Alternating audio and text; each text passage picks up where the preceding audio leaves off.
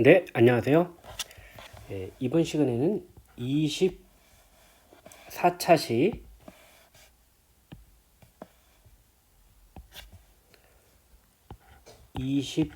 시 를 시작하겠습니다. 지난 시간에 했던 것을 먼저 생각해 볼까요? 사업장의 개념과 범위에 대해서 알아봤습니다. 사업장, 이걸 하기 전에 우리는 납세지를 생각해 봐야 되겠죠? 납세지는 세금을 내는 기준이 되는 장소. 근데 부가가치세에 있어서의 납세지는 어디다? 사업장이다. 근데 부가가치세에 있어서 이 사업장은 업종별로 대단히 다양한데, 이 사업장은 세무서에 관할 세무서에 사업자 등록을 하고, 그리고 세금 계산서를 발행을 하고, 그리고 세무서에 가서 신고하고 부가세를 납부하는 이런 곳이 사업장이라고 했습니다. 이런 사업장은 뭐 본점도 있고 지점도 있고 여러 군데가 있죠. 그런 사업장은 전부 다 10군데면 10군데 전부 다 이렇게 해야 됩니다. 등록하고 발행하고 신고하고 납부하고 해야 된다 그랬죠. 자, 이러한 사업장은 업종별로 다양하다, 업종별로 사업장이 다르다 그랬어요. 예를 든다면 광업은 어디라 그랬죠? 광업사무소의 소재지라고 했습니다. 제조업은요? 제조업은 최종 제품을 완성하는 장소라 그랬죠. 건설, 운수, 부동산 매매업은 어디라 그랬죠? 법인인 경우에는 등기부상의 소재지, 개인은 업무 총괄 장소라 그랬죠. 부동산 임대업은 어디라 그랬지? 임대. 빌려주고 돈을 받는 것. 그러니까 임대 부동산의 등기부상의 소재지라 그랬죠. 무인 자판기는 어디라 그랬죠? 업무 총괄 장소라고 했습니다. 이렇게 업종별로 사업장이 다르다. 이런 걸 알아주면 좋겠습니다. 근데 여러분 거기 프린트에 보면 이런 거 있죠. 거기 보면 직매장. 직매장은 사업장일까요? 아닐까요? 직매장은 직접 판매하는 특별한 장소예요. 직접 판매하는 특별한 장소이기 때문에 이곳은 뭐다? 사업장이 될 수 있어요. 또 근데 하치장 사업장이 될 수 있을까요? 없을까요? 단순히 상품을 보관하거나 관리하는 곳이기 때문에 하치장은 사업장이 될 수 없습니다. 임시사업장 어떨까요?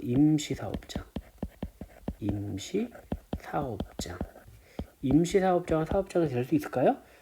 이 임시사업장은 사업장이 될 수 없어요. 그냥 기존에 있는 사업장에 포함이 되지.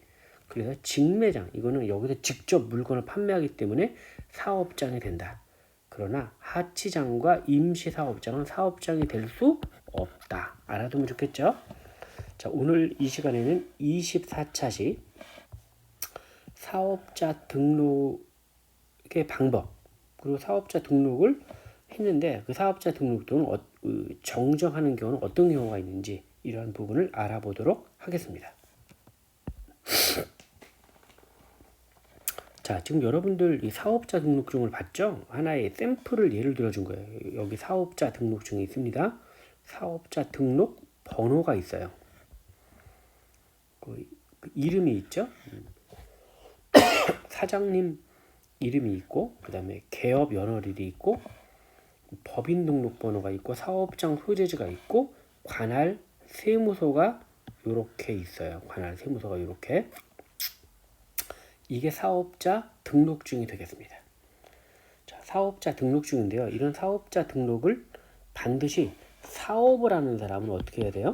사업을 하는 사람은 반드시 사업자 등록을 해서 이런 등록증이 있어야 돼요. 이런 사업자 등록증이 없으면 어떻게 돼요? 사업을 할 수가 없어요. 알겠죠? 자, 그렇다면 사업자 등록은 이게 뜻이 뭐냐? 사업자 등록은요, 납세 의무, 세금을 납세 의무가 있는 사업자의 인적사항, 뭐 이름, 사업 내용 등 이런 걸 갖다가 과세 자료를 파악하는데, 세금을 내라고 하는 걸 파악하는데 필요한 사항을 세무서의 대장에 기록하고 사업자 등록 번호를 부여받습니다. 여기 볼까요? 사업자 등록 번호를 부여받았죠? 뭐 인적사항을 기록하고, 우리 여기 보면 없지만 뭐 업태, 그죠? 종목 이런 것들이 전부 다 나와 있어요. 이런 것들이 사업자 등록증에 포함되어 있습니다. 이런 것들을 세무서에 가서 나 이런 사업을 하겠소 라고 사업자 등록을 하게 되는 겁니다. 이런 걸 등록하고 사업자 등록 번호를 부여받는 것입니다. 사업자 등록은 언제 하면 되느냐? 사업 개시일로부터 20일 이내에 꼭 해야 됩니다. 안 하면 안 돼요. 사업자 등록 신청은 전국 모든 세무서에서 가능합니다. 예를 들어 내가 5월 1일 날 사업을 개시했다 라고 하면 5월 20일까지 요 기간까지 사업자 등록을 해야 되는 것입니다. 사업자 등록을 하면 뭐가 좋을까요? 먼저 사업자 등록을 하게 되면 납세 의무자, 우리 지난번에 뭐 누가 있었죠? 우유 가공업자, 도매상, 소매상이 있었죠. 그런 납세 의무자를 정확하게 파악합니다. 그래서 세금을 내지 않는 거, 이런 회피를, 탈세를 방지할 수 있어요. 조세회피 다시 말하면 탈세하는 걸 방지할 수 있어요. 두 번째, 사업자도 자기 사업에 고유한 번호를 부여받습니다. 이 고유한 번호를 부여받죠? 다시 말하면 여러분들 주민 등록 번호가 있죠. 개인마다 마찬가지로 사업하는 사람들도 사업자 등록증에 있어서 이런 번호가 있는데, 여러분들이 가지고 있는 주민등록번호와 똑같다고 생각하면 사업하는 사람들에 있어서 주민등록번호다 이렇게 생각하면 되겠습니다. 이런 주민등록번호, 이런 사업자 등록번호가 있어야 그래야지 사업할 때 활용할 수 있겠죠. 그리고 또 어떤 사업자 등록증이 있으면 좋은 점이 있을까요? 사업자 등록증, 아까 이거는 뭐 좋은 점이라고 하지만 뭐 하기보다는 사업자 등록증의 기능이죠. 기능. 사업자 등록증의 기능. 거래 때마다 세금 계산서를 주고받는데 기초가 된다. 이런 세금 계산서에 있어서 거래를 할 때마다 세금 계산서를 주고받고 하는데, 그때 이 사업자 등록번호가 없으면 어떻게 돼요? 그러면 이 사업자 등록번호가 없으면 이 세금 계산서는 휴지에 불과해요. 아무것도 아니에요. 반드시 사업자 등록번호가 있어야 됩니다. 그래서 거래 때마다 세금 계산서를 주고받는 기초가 된다. 이렇게 사업자 등록증의 기능에 대해서 세 가지 알아봤습니다. 사업자 등록증은 교부, 그럼 언제 주느냐? 신청일로부터 3일 이내에 줘야 됩니다. 그러면 사업 개시일이 5월 1일이에요. 그러면 20일 이내, 5월 요때 개시했어요. 요때 5월 20일까지 신청해야 되죠. 근데 사업 개시일 이전에 예를 들어서 4월 23일 날 사업 개시일 이전에라도 신청이 가능하다. 알겠죠? 가능합니다. 근데 사업자 등록증이 정정할 수가 있어요. 왜냐하면 정정할 수 있는 몇 가지 사항이 있는데 그거를 잘 알아두기 바랍니다. 첫 번째, 상호를 변경할 때. 예를 들면 여기 이화여대 병설 미디오고라고 돼 있죠. 근데 이게 이화여대 병설 미디오고가 아니라 예를 들어 예전에는 영란여상이었거든요. 이렇게 이름이 영란여상에서 이화여대 병설 미디오고로 바뀌었죠. 이렇게 변경이 될 때, 이름이 상호가 변경이 될 때는 정정하면 돼요.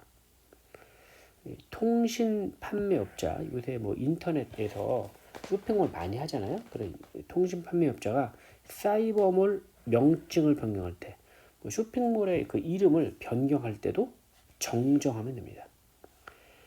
법인의 대표자가 변경되는 때, 최근에 최진자 교장 선생님에서 김운주 교감 선생님으로 바뀌었죠. 이렇게 대표자가 변경되는 때도 정정하면 됩니다. 상속으로 인하여 명의가 변경되는 때, 상속은 부모님이 어머니나 아버지가 돌아가심으로 인해서 어쩔 수 없이 그 재산을 물려받는 경우죠. 그럴 때는 정정 사유가 됩니다. 그런데 상속이 아니라 증여인 경우 있죠. 증여는 어떻게 되죠? 부모님이 살아있을 때 자식들한테 물려주는 거죠. 증여로 인한 경우에는 어떻게 된다? 증여로 인한 경우는 정정이 아니라 그때는 사업자 등록증을 폐업하고 정정이 아니라 폐업하고 다시 사업자 등록증을 다시 만들어야 됩니다.